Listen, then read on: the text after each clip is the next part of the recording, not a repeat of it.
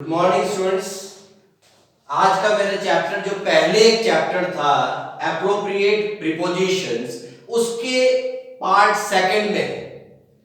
उसके कई सारे पार्ट है। ये प्रीपोजिशंस बहुत ज्यादा है, अनलिमिटेड है और उनको सबको सीखना जरूरी है। So here are the 10 sentences and every sentence has a unique place.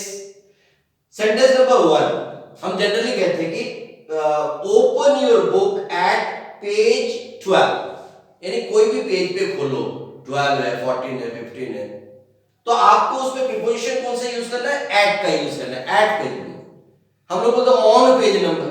This that is wrong. When you are appearing for the examination, उसमें बंद गणन इंग्लिश बोलने से नहीं चलेगा। उसमें जो सही है और गलत है तो गलत है। सेंटेंस नंबर 2 देखिए, ऑलवेज राइट इन इंक, यानी शाई से लिखो, कलम से लिखो। ये उस जमाने की बात थी जब फाउंटेन पेन हुआ करता था, आजकल तो है नहीं। मगर इंग्लिश को एक राइट इन इंक मतलब हैंड रिटन दीजिए, आप उसको लिख के दीजिए।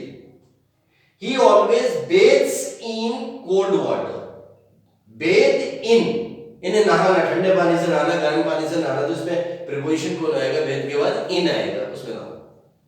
The baker was supplied with food. Supply के बाद कौन सा वर्ड आएगा, कौन सा प्रीपोजिशन आएगा? विद आएगा। सप्लाई विद फूड का मतलब क्या? उसको भोजन देना, सप्लाई करना, यानी भिखारी को जो है उसका भोजन अगर की व्यवस्था करो भाई।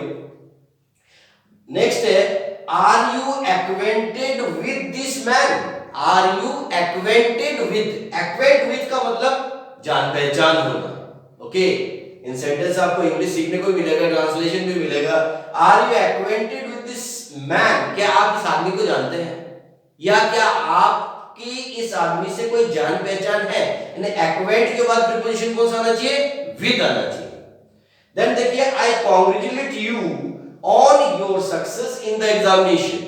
आई कांग्रेचुलेट यू किस पे? सक्सेस पे, तो इसलिए सक्सेस से पहले क्या आएगा? ऑन आएगा, और एग्जामिनेशन में इसलिए इन आएगा। तो सक्सेस से पहले प्रीपोजिशन आएगा ऑन, और एग्जामिनेशन से पहले आएगा इन।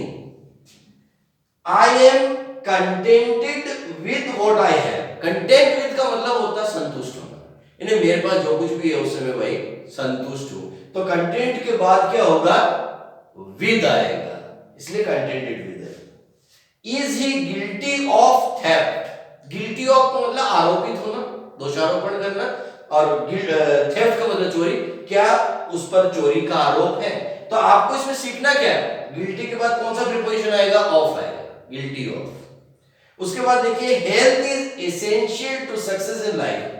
अगर लाइफ में आपको सक्सेस होना है तो हेल्थ जरूरी है। तो एसेंशियल के बाद कौन सा प्रीपोजिशन आएगा? टू आएगा, एसेंशियल टू।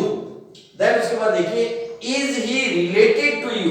किसी का कोई रिलेशन है, क्या आप उससे रिलेटेड है, या आपका उससे कोई संबंध है, आपकी कोई जान पहचान है, इस तरह के सेंटेंस है। तो ये पार्ट 2 है एप्रोप्रिएट